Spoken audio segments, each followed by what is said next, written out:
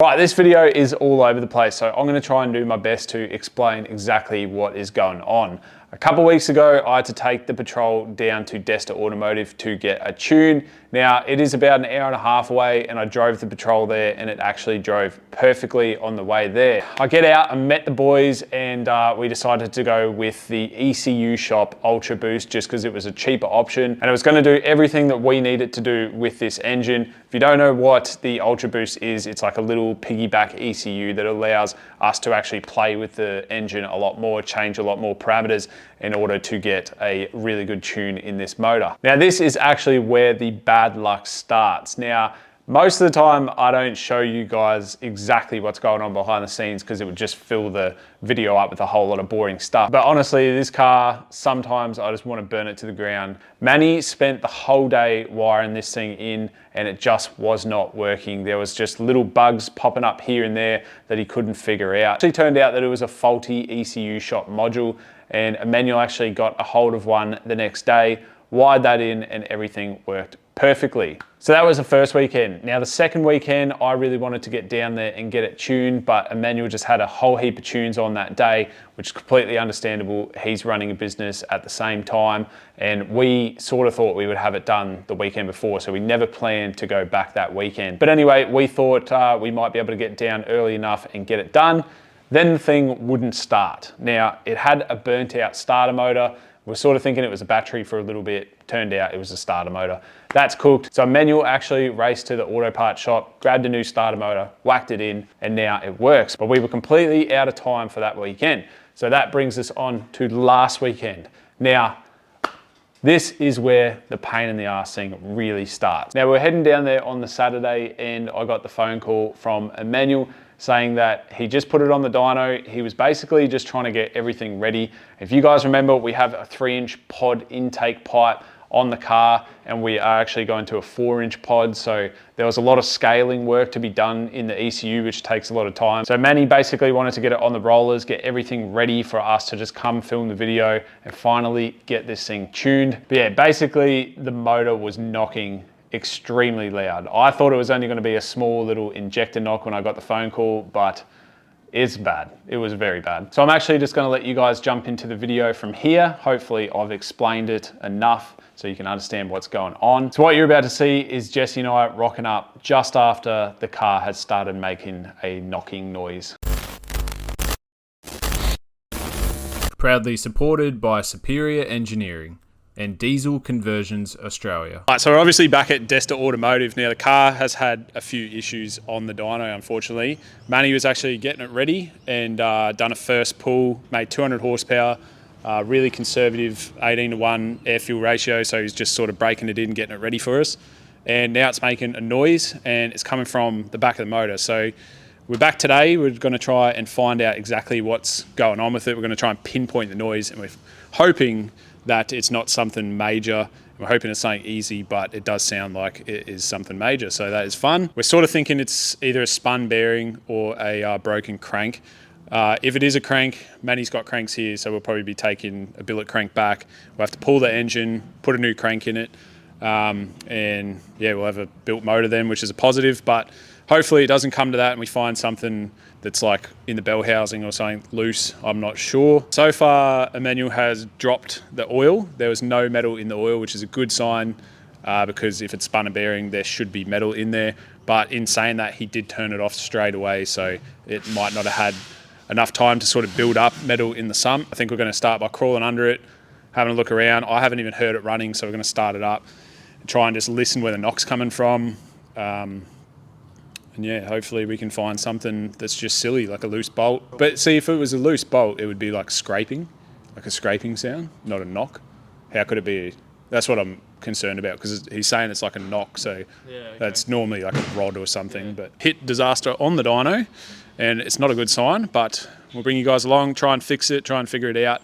And yeah, no plan as to what is going on yet, but suss her out. Yay.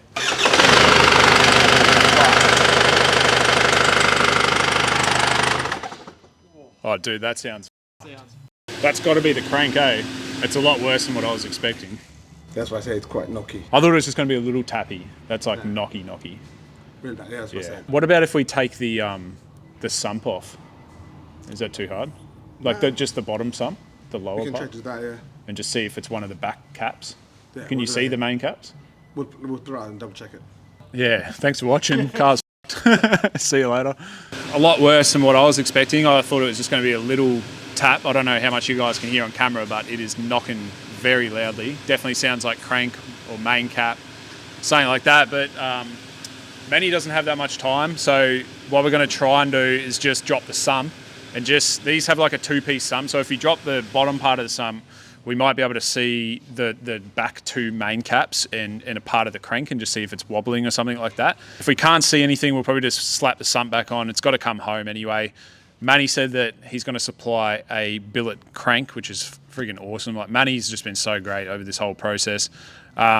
Obviously, with the second-hand motor, we didn't know the condition of it. It's come from a junkyard. One power run, it could have just had a fracture in it and it's just snapped the crank. Obviously, we won't know exactly what's wrong with it until we basically rip it out, I guess. But it literally could be so many things, but hopefully we can see it just by dropping the pan off.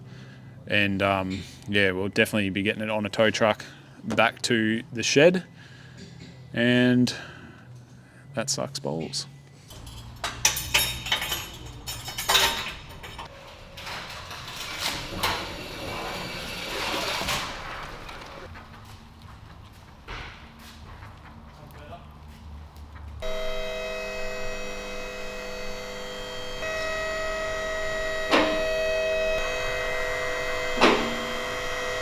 Yeah, that is super clean, eh?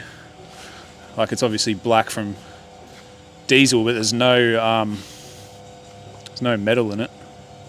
Not gritty. Right, we're just going to rip this pan off, see if there's anything that we can see.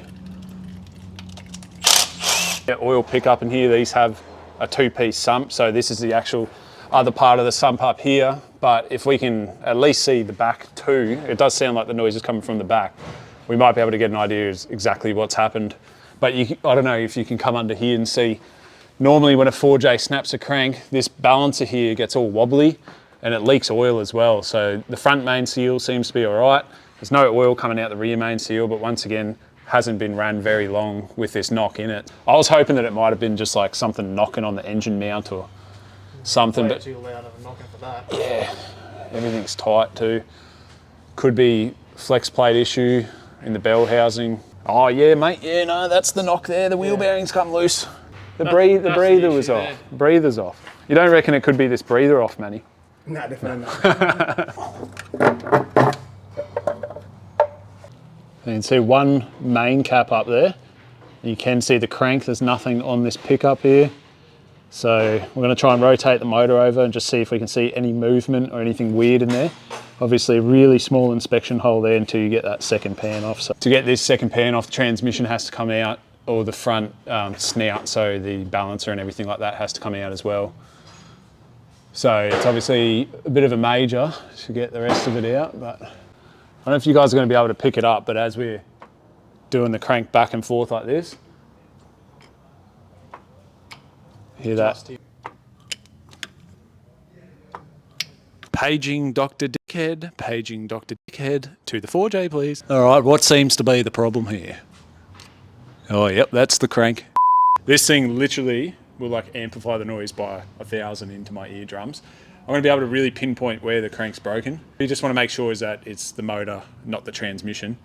Because if we take it back home, I want to pull the right thing out of the car to work on it. It does sound like it is a crank or a main cap, and it does sound like it's in the middle just from our eardrums, but it's really hard when you stand here. So I bought this from home, got it from Super Cheap.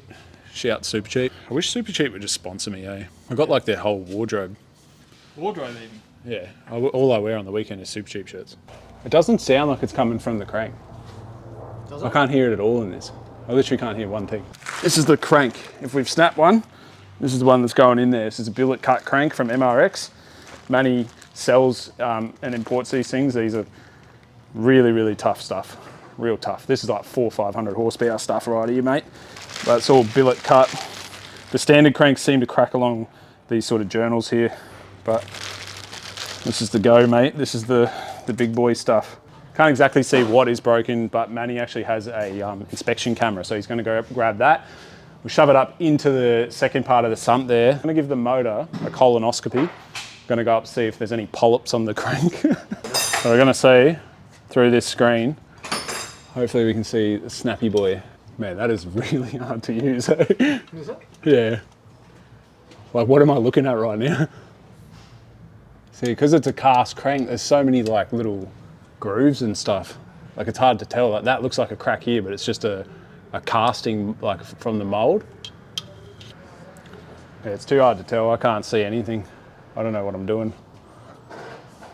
Never used this tool before in my life. So the verdict is that we still think it's a crank. The car is going to go onto a tow truck on Monday, get it back in the shed, we'll rip the motor back out of it and go into the bottom end.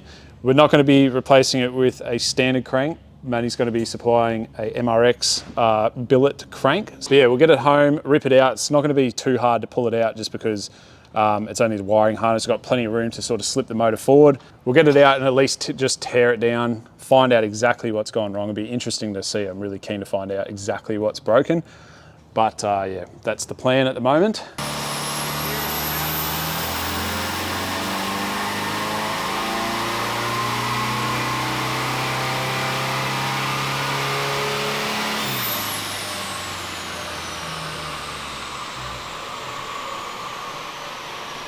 240.